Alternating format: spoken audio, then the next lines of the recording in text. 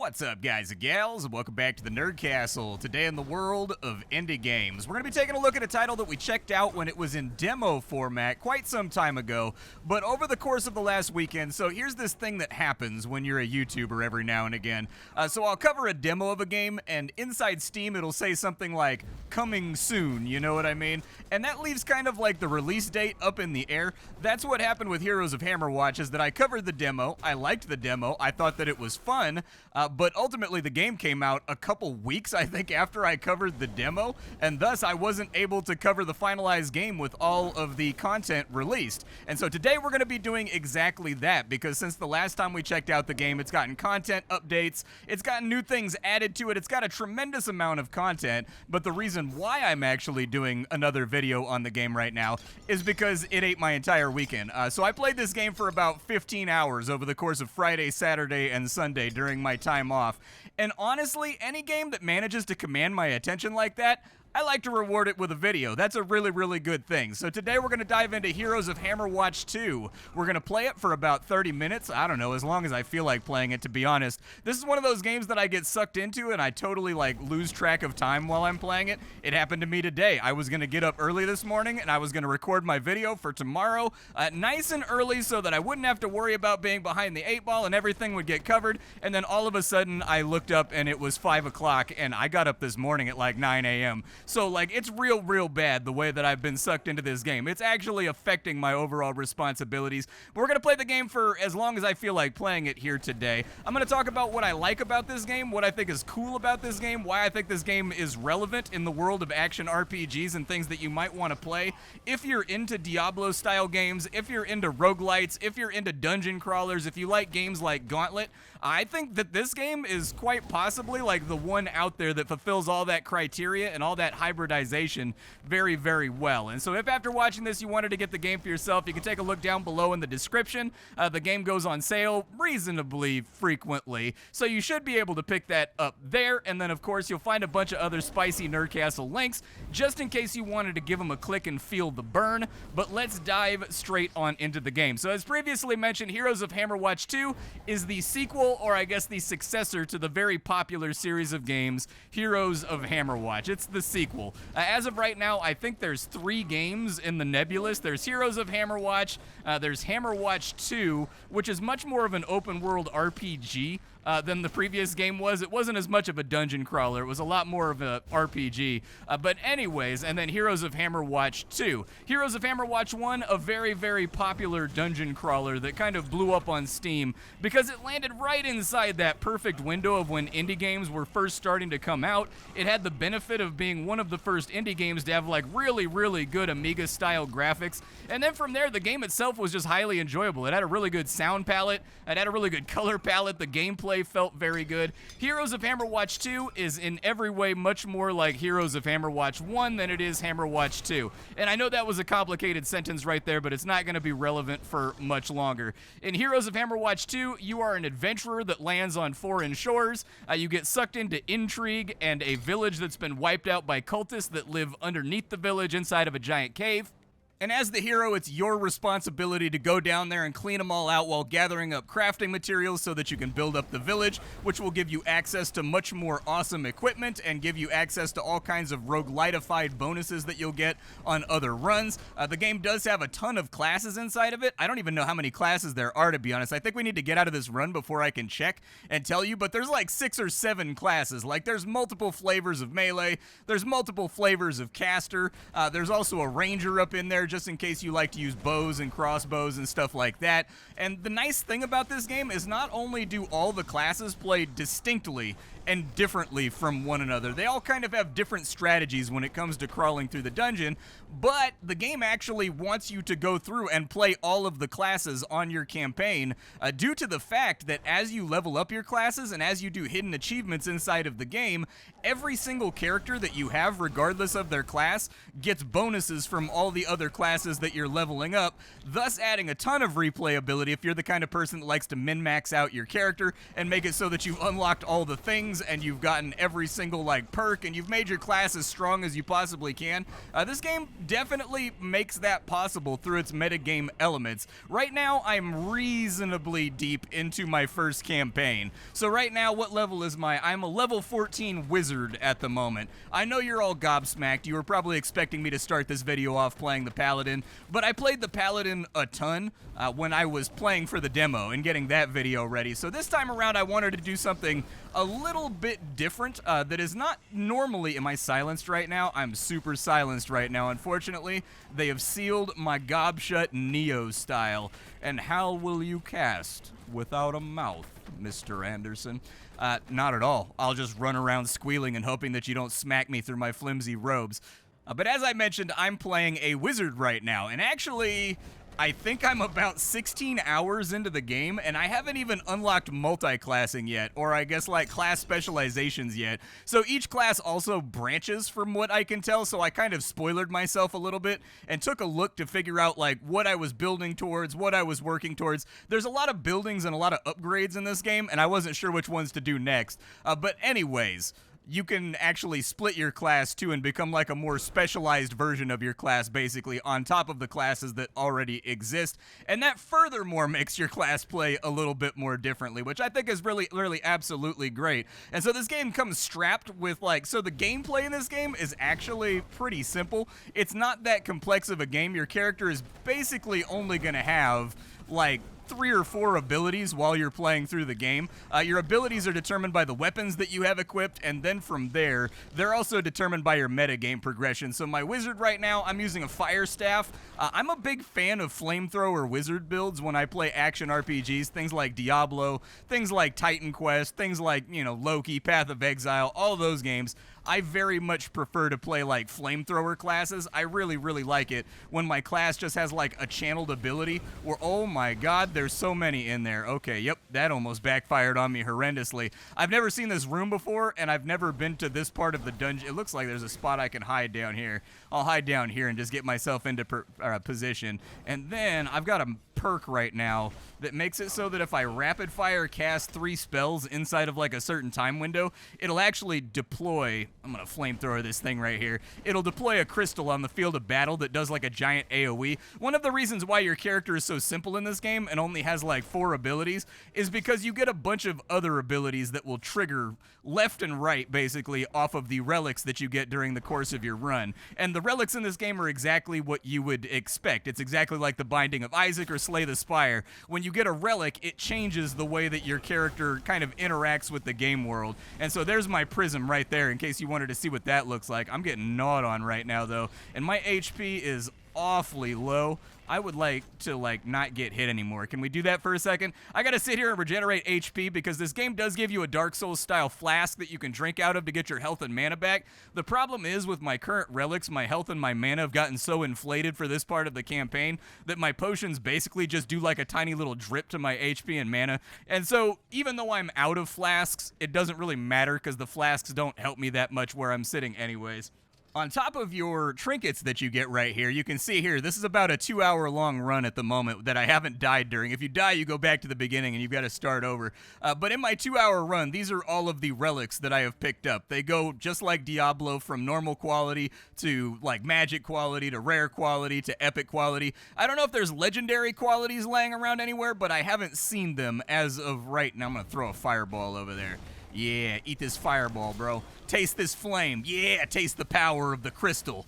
Let it go through you. See, some people believe that crystals can heal your maladies and whatnot. I went the other direction. I holistically believe that my crystals are capable of murder. And it works. You just have to believe in it hard enough. We're following Warhammer 40k orc rules inside this playthrough. Oh my god, there's so many projectiles being thrown. Okay, just keep firing off every AoE that I possibly can. But you've also got equipment on top of all of your random relics that you pick up. So your equipment is permanent, and you keep it in between runs. And it just gives you basically a way to get a lot of progress while playing through a campaign. I'm going to break all these. You want to know one of my favorite things about this game? I'm going to turn the audio up. Listen to this.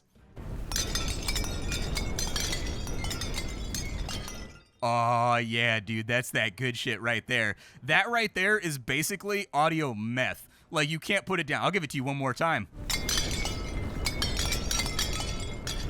This game makes breaking pots oh so satisfying. This game is not without its flaws, but I don't think that I've ever found a game in which it was as satisfying to break pottery. I very much enjoy breaking pottery in this game. It doesn't even drop loot altogether that much, if I'm being honest. It's just super satisfying to do. Honestly, if they made a game that was like an idle game that's all about breaking pots like Legend of Zelda style, and the audio design was sufficient, I think that I would probably get horrifically addicted to it, because breaking stuff in this game, very, very satisfying, especially when it comes with the tinkling and the jingling of coins. But as I previously mentioned, you also get access to equipment. You can see my equipment right here. Each character has like, I don't know, like 5 slots, 6 slots. You've got left hand, right hand, head, chest, legs, gloves, and then I actually don't know what that slot's for.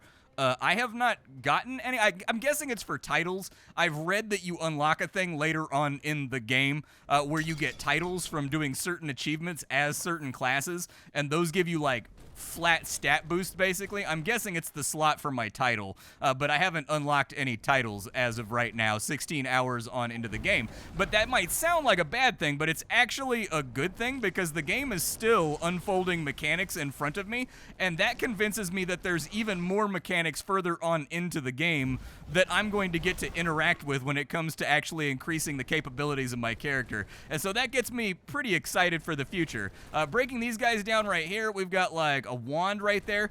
Gear is not going to drop super often in this game when you're like breaking environmental objects. I pick it up anyways because I've built a shop inside my hometown, and inside my shop I can buy and sell items, and so like, yeah, that was a pretty good opener right there. I'm fairly pleased with myself. I need to pull these guys into the hallway before my crystal goes away. There we go. Get like some free supplementary damage off on them straight out of the crystal's mouth. Whittle some of these guys down. The game does have fairly varied biomes that you're going to be playing through. This one right here I think is the 4th or the 5th biome that I've seen, and the game also comes with New Game Plus. Like, I don't know how high that goes, but on Reddit and on the actual Steam forums, I've seen people say that they're on like New Game Plus 7 or something else like that, and that their character is like level 60, and so it seems like there's a lot of gameplay here if the game bites you with the itch. And what's this guy doing? Oh, he's giving me a free trinket. Nice, dude. Your critical hits give you 1 stack of bleed. You can get 15 weapons per speed for alacrity. That'll make my flamethrower tick faster, I think. I was unable to figure out on the internet whether or not weapon speed actually increases the tick rate of channeled abilities, and that's a very, very important thing. But I'm going to take it just in case, because if it does work like that, that's just going to be a flat 15% DPS increase, which for this game is fairly enormous. Like, that's a pretty big increase in the amount of damage that you're dealing. Now, my current character has a couple of different abilities. I've got my flamethrower channel that you're seeing right there. I've also got magic missiles, which I'll fire off right there. They bounce in between enemies because as you're going through your campaign, you're going to find dark orbs every now and again, and if you purify the dark orbs, they allow you to modify your abilities. So if I go to my character info right here, you can see my skills.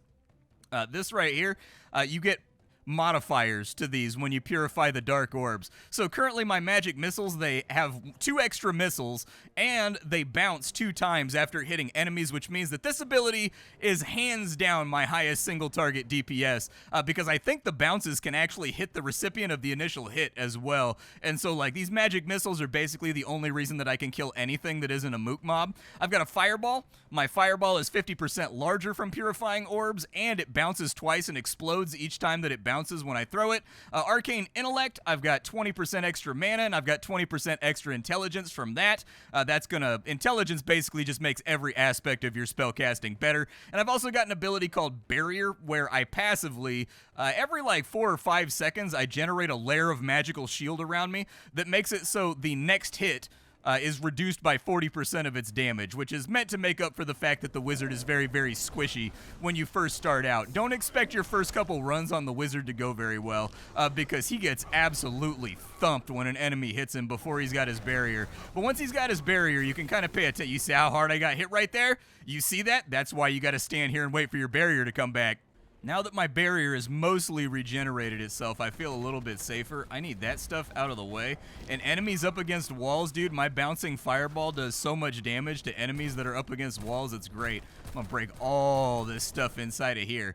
Make sure you always pick up everything on the ground, even if you don't need it by the time you clear out a level, because there are achievements for picking up consumables that restore your HP and your mana, and the bonus for that it gives to like every single character inside your Adventurers Guild is just flatly +1 intellect. And considering that there's like 3 different versions of wizards in this game, that's really, really good, because it means when you go to play the next wizard that you have access to, so the sorcerer, the warlock, or whatever else, they will start out with higher base stats than a level 1 character normally would, and that extra spell power, crit, and also mana will definitely aid you going forward with kind of like progressing through the game rapidly. And this game is sort of like level gated in a lot of ways. It's also like metagame gated in a lot of ways. That extra boost allows you to go much further on your run than you would without the extra stuff unlocked. And so it's good to have. I think we're about done with this floor. I don't really see anything else laying around. So we just need to go to the stairs down, and hopefully that gets us to where we want to go. Actually, it looks like there's a corner over here that I haven't been to yet. Clearing out the entire map is a really smart idea, because every relic and every upgrade that you pick up during the course of your run is just going to make you flatly stronger and give you a lot more tactically viable options. And we've got a trap room right here. All right, let me see if I can time it. Come on. The first Hammerwatch game was notorious for these like instant death trap rooms that were very difficult. Spending 100 mana will discharge earth spikes in all directions, dealing 50 physical damage. Dude, I have so many projectiles and things that I'm firing at the enemy right now. It's actually absurd. I think I'm shooting like a poison spiral, a poison pool. I think I'm firing off prisms. I'm firing off like an extra fireball whenever I fire off a fireball. I'm leaving ice on the ground that hurts the enemies when they walk across it. I have so many triggered abilities right now that come up while I'm going through the dungeon. And even so, some of these enemies still have a ton of soak. Let's go back over this way. Now, what happens when you die in this game? When you die, you lose all of your stuff. That's that. You keep your equipment and you keep your stats and the things that you've bought metagame-wise, but you're going to lose all of your relics and you've got to start over again from the first level. The good news is the game is absolutely chock-a-block with kind of like loopbacks that allow you to get back to the area you were in, because the early parts of this game give basically no XP, and so you're always going to have to play through the first level, but there's all kinds of level skips and whatnot that start to unlock as you get further and further on into the game to help you save your time and sort of like pick the way you want your run to go. You can absolutely play from the beginning of the game every single time and maximize the amount of relics and upgrades and goodies that you get before you get to the part of the game where the content is relevant. But the skips, they're actually really generous skips. Whenever you use a level skip in this game, it gives you like 5 free relics and like a bunch of crafting materials and stuff each time that you do it, so that you're not getting completely cheated out of all the stuff inside the levels that you would have otherwise skipped. However, oh my god, I just got flattened, dude. That little lightning ability those dudes use is awful, bro. It hurts so much. Alright, let's just bait him around the corner and regenerate for a minute. I think we got all the ones that I wanted to get, because man, I just got 8. Like, they ate me for dinner right there. Hopefully one of these tables drops some food or something. No food. Ugh. Tan Wizard is about to die. That's the ability right there. That's, oh, dude, I aggroed even more of them. This is super awful. Yeah, I'm going to need you to get my crystal up and running, please. There we go. My crystal's out. It's DPSing. It's causing mayhem. Those earth spikes are chunking the enemy, too. Ugh. Got me with that one. All right, let me hang out and regenerate for a minute. I'm partially regenerated. I don't know if I'm quite there yet, but, like, I'm going to do my best. Is that guy going to die from fire? Oh, my God, dude. I'm just getting dookied on. So how many of those things are in there? There's 3 and a treasure chest? Okay. I'm going to give it some thought. I don't know if we're going to make it, but, like, I'm definitely going to give it some thought. That's gold right there. I definitely need that. If you want to see the stuff that you've accumulated on your current run, you just go to your map screen right here. You can see that I've got 12,000 gold. I've got 35 wood. I've got 26 stone, and I've got 5 iron right now. When you die, you lose 40% of all the resources that you gather. There is like a giant battle eagle thunderbird that shows up every now and again. I'm just gonna do that. He shows up every now and again. I heal for 25% of the mana I spend. Oh my god, we're never gonna die, bro.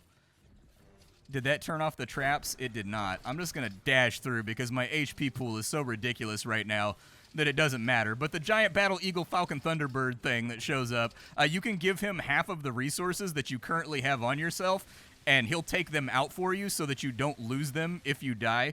With you guys right here, I need all of you to just take some damage. I need these traps to go away. Luckily, I think my crystal's going to help out a little bit there. Yeah, holistic destruction. Let's get that right there and then jump back because he's got a limited range. What do we have inside of here? The Girdle of Might, 10% weapon damage. I will take it. That's good for me. You're not dead yet. That upsets me. I want you to be dead. Yeah, we're ticking for 42 damage right now on each channel of my flame, so that's really, really nice. We got lucky with a double relic room side by side right there. Is this where the boss is going to be at, dude? I've never seen this boss before, so, like, don't... Oh, dude, he got me with the ball lightning, dude. The lightning from your ball? Unacceptable. Just disrespectful, dude. And I think I'm silenced. Dude, I'm getting so much HP back from casting right now. It's the best. Yeah, that's the boss room right there, as you can tell from all of the beautiful embossment and gorgeous stuff going on. I'm just going to throw those into there. Oh, my goodness gracious. There's a lot of you down here, aren't there? Dude, my health hasn't budged since I got that relic. This is awesome. Because that's really the one thing I'm lacking, is that I don't really have a way to restore my own health. That's a resource box right there. So that'll work out okay. I wish we had another bird come through, though, because I've only had one bird on this playthrough. The runs where you get like 4 or 5 birds in one run, those are the winner runs right there. Those are the runs where you stock up the most stuff for building your city in between your runs. But worst case scenarios, if the video gets a little bit too long, I'll just like throw this run because, I don't know, dude. Is anybody else like me in the audience where the part of RPGs that you enjoy the most is the beginning? I love the feeling of having nothing and slowly developing and getting stronger. I think that's why I've been such a role-playing addict my entire life. And, like, I've also been, like, a re-rollaholic my entire life where it takes me... So, like, I'm kind of weird. Like, most alcoholics, they re-roll constantly. What happens to me is I re-roll constantly inside the first 20 or 25 levels, and then... I have to play every single character class up to like level 20 first before I can decide what I want to do. And then once I fully decide, I only play that character for like the rest of my life. I get really addicted to whatever the character is that wins inside the overall, I don't know, scuffle for dominance. I don't know if that makes me weird, but it's one of those things that I do in every single game. Luckily, this game super incentivizes you playing like every class up to level 20. Does that catch fire right there? This room looks suspicious. What's about to happen? I got a shadow curse. Huh. What did the shadow curse do? My armor and my resistances have been reduced by 33. 3 per stack, and I have 11 stacks. That's kind of unfortunate. Do I get any kind of bonus out of that happening? I didn't even notice that that was accruing down there. Like, I've taken curses before, because just like in Slay the Spire, there are certain builds that, like, your damage goes up by 3 for every single curse that you've accumulated, or, like, your HP goes up by 10 for every curse that you've accumulated.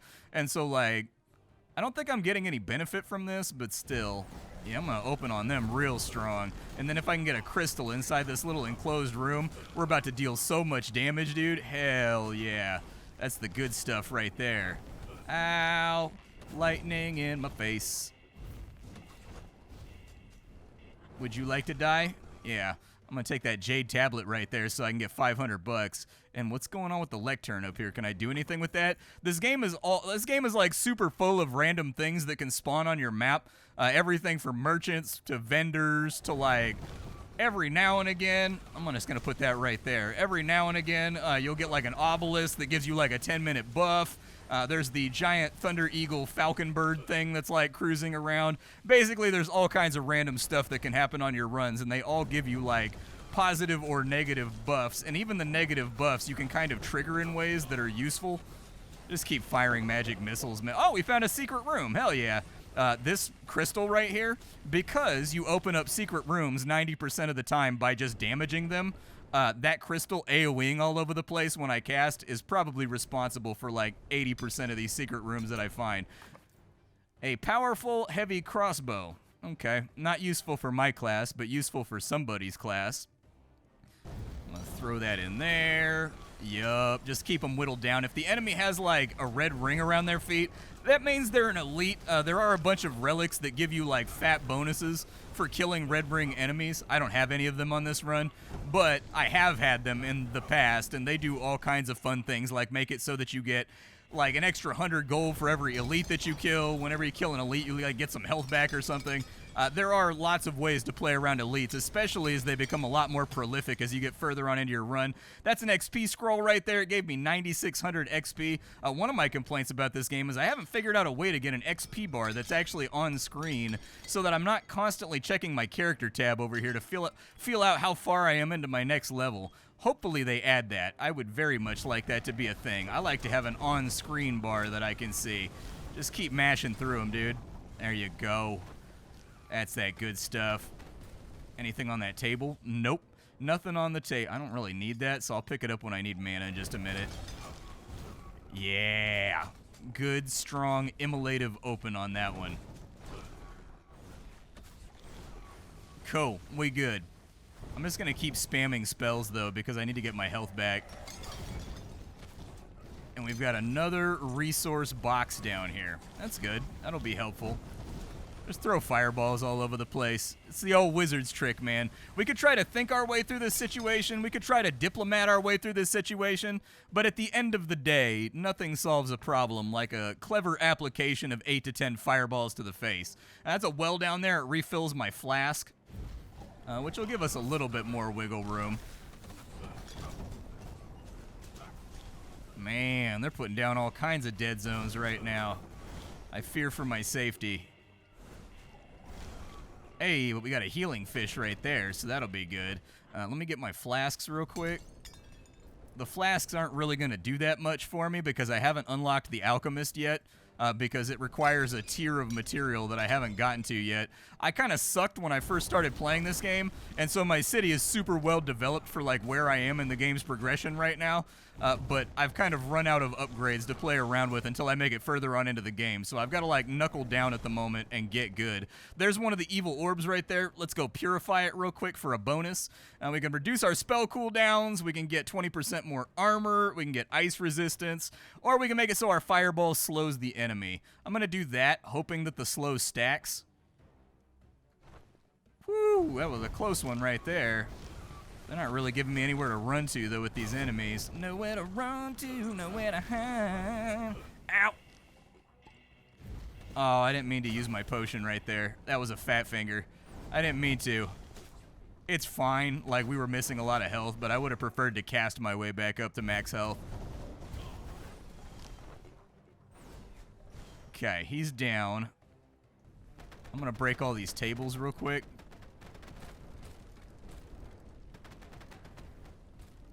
Tables supplied me with nothing, unfortunately. Throw that out there. Give them a whole bunch of those goodies. Get a crystal deployed. See how many packs we can pull back to just get eaten by the crystal. Good stuff. All right, let's carry on to the left. I got to clear out all these enemies, man. I need XP more than anything else. I need a whole bunch more attribute points so I can make myself stronger. Perfect. Got him with the, see that right there? You see me get him with that round the corner swoop-a-loop shot? Yeah, that's the difference between an amateur wizard and a wizard that knows what's up. Like a wizard that's got his skills all in play. He knows how to swoop-a-loop the shot around a corner.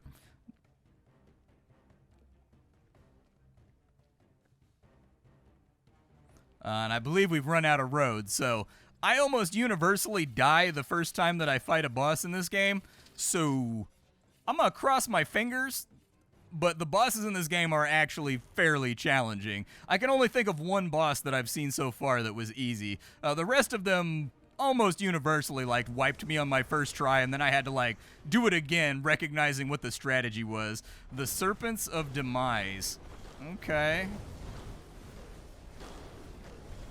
Well, I mean, he's taking damage. I mean, if he doesn't, like, change around his overall strategy, we might be okay here. Like, some of the bosses have multiple phases, so it's kind of hard to say. He hits pretty hard. I'll give him that. He stings. Give me a little bit of health back, I guess. And we'll try to figure out what we want to do here. I've got combo right now, and so I'm turning pink and I'm faster than I normally am. I'm hoping that if I can just... How, dude?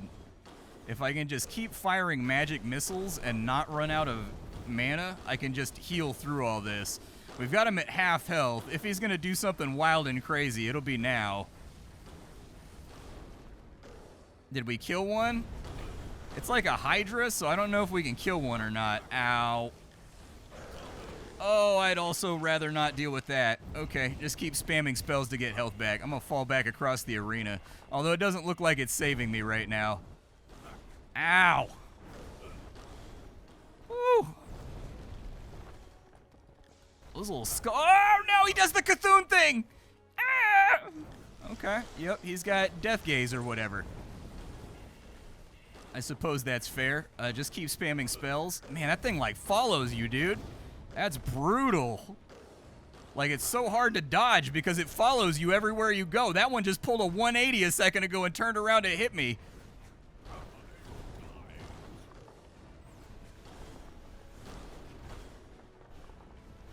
I got no dashes left.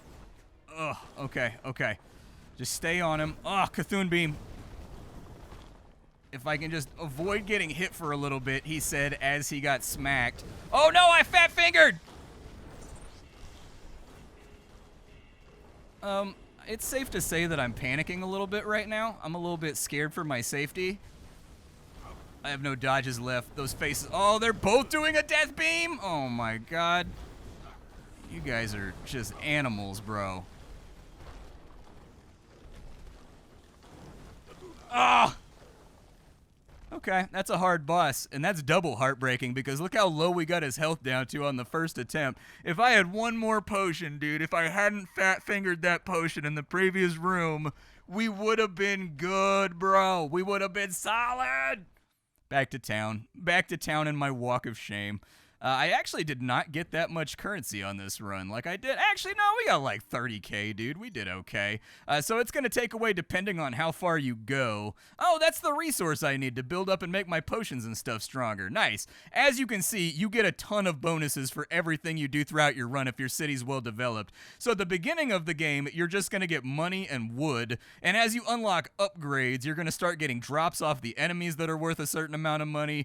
It's going to make it so each of your trinkets is worth a certain amount of crystals. It's going to make it so that your rare trinkets are worth rare crystals and you use those to upgrade buildings. And then, of course, the worst part of this whole experience, looking down at the bottom, the 35% donation we have to make to the church because they revived us from death.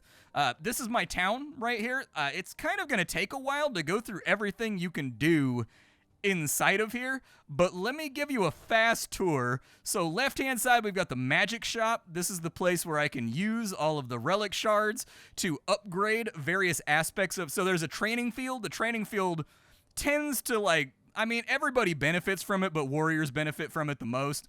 This right here is the equivalent building that, like, benefits casters the most, but also kind of benefits everybody with resistances and whatnot. That +5 spell power is going to be absurd, dude. It's going to be so good.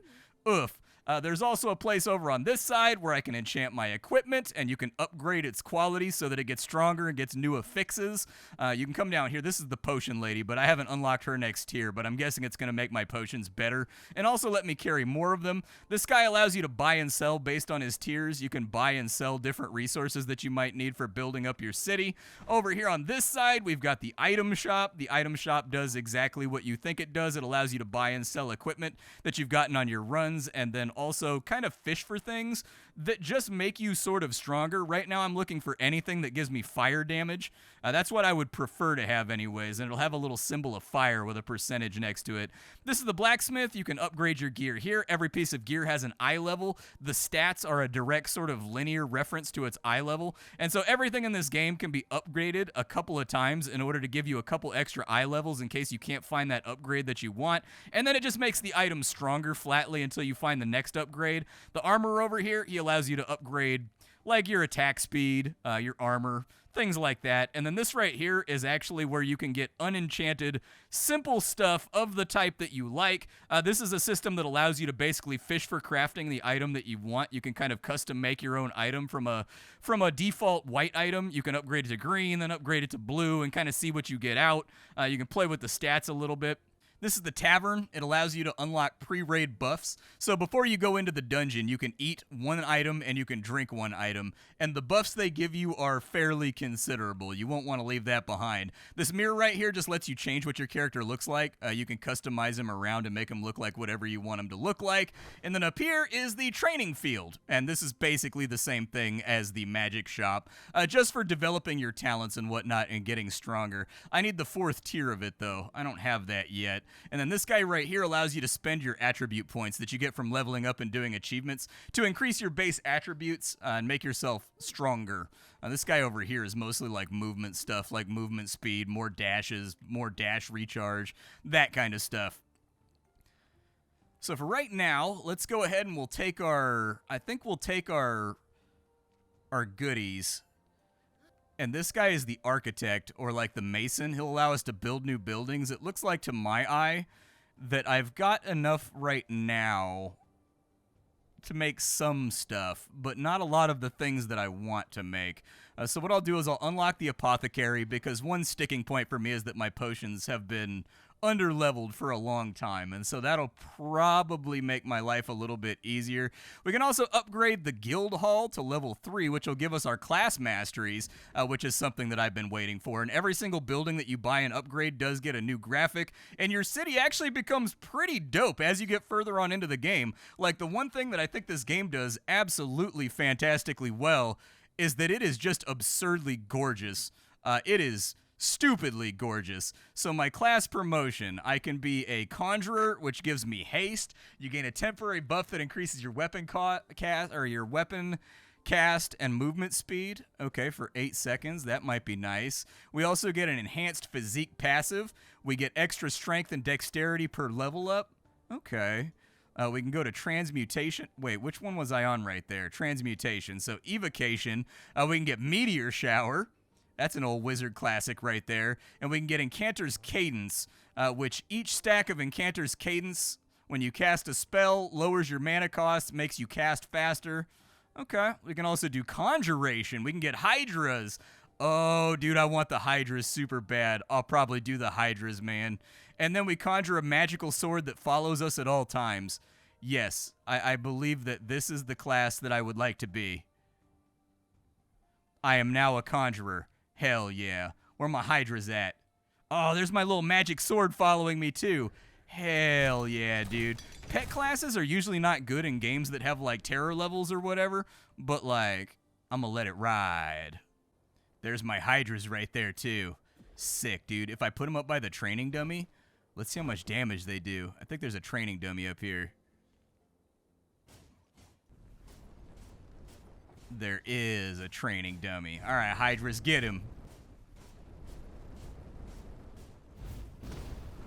Okay. All right. I like it. The little sword seems to be doing a lot of damage too. But as far as character classes go, you can switch characters, and then if you make a new character, these are the classes that I've unlocked as of right now. Warlock, Warrior, Wizard, Paladin, Ranger, Rogue, Sorcerer, and that's what I've got at the moment currently for the characters that I have unlocked. I've played the Paladin up to like level 10 or so, which is only slightly lower than this guy, basically getting ready to finish up the game and go to New Game Plus, I think. I don't know how many acts there are in this game, actually, but it feels like I'm getting pretty far in. And like I said, every time you level up a class in this game or do an achievement with a class, it makes all your other classes stronger. And so they've got a very, very strong core gameplay loop inside this title, in my opinion.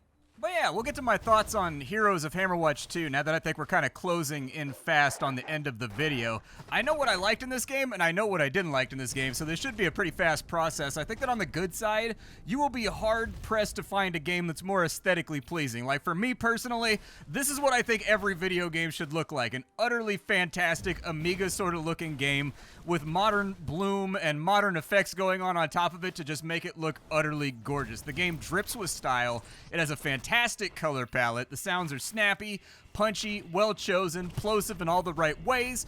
The game has an enormous amount of mechanics, upgrades, and character development options that all sort of loop back into themselves and each other, making progress on any character feel like progress that you're making on all the characters.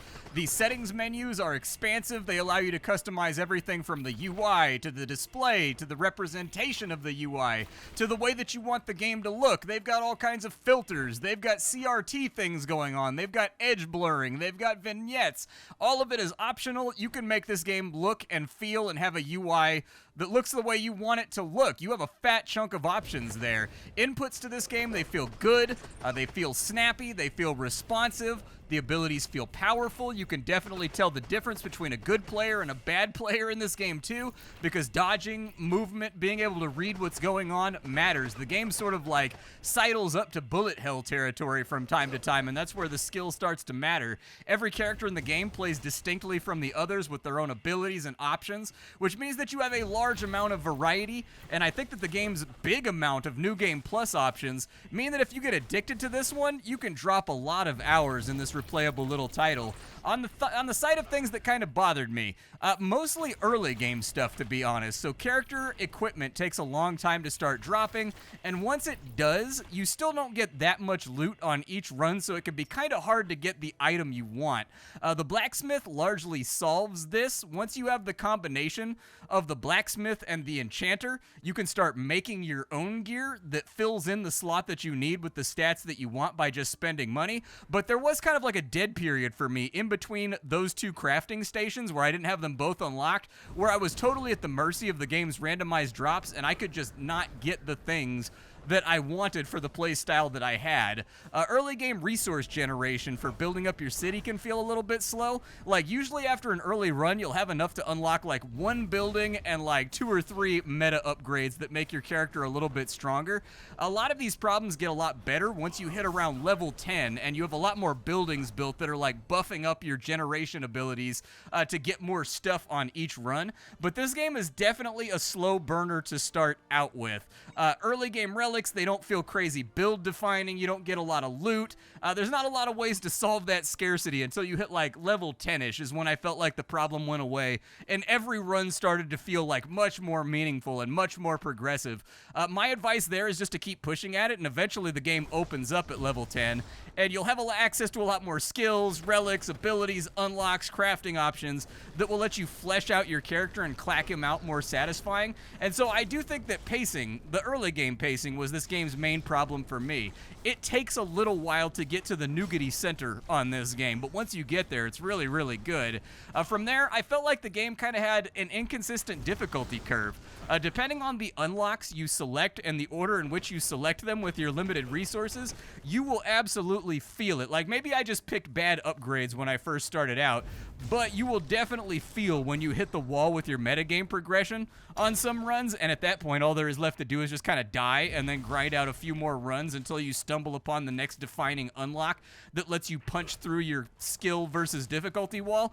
It probably won't be a problem for people that are good at video games, but like, I've never been that, so I hit that problem once or twice on my way to where I am right now, and then from there it's been smooth sailing. So despite the slow opening and the occasional uneven difficulty curve, I enjoyed the game tremendously. I'm still enjoying the game tremendously. In fact, I think the game is absolutely, I honestly think that the game dominating me and like rubbing my nose in the mud is why I got so addicted to it. I had to win. I had to overcome. I had to get the next thing. I had to get that next piece of loot that made my next run go better.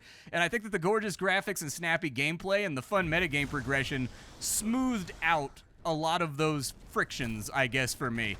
So in short, I love the game. It does suffer from some pacing and uneven difficulty problems, but I like it a lot. I think it's fantastic, and it's one of the only options out there for people that were fans of games like Gauntlet, but you wanted Gauntlet with like more RPG options and a more modern roguelite metagame progression to it. That's exactly what this game is. The developers say they have a big update coming soon, and they're not done with this title, even though it's in 1.0, so time will tell how much more depth they get slapped into this already completed complete in my eyes title, and I'm excited to be here for it. They've already done like 9 or 10 patches balancing the game, expanding the game on out since it released, and they say there's a big one coming up. So Heroes of Hammerwatch 2, I'm very pleased with it. My name is Splattercat. I sift through the pile to find what's worthwhile in the world of indie games every single day so you don't have to. Today up on the chopping block, Heroes of Hammerwatch 2. Tomorrow something else. Thanks for hanging out, and that's about all I got for you, folks.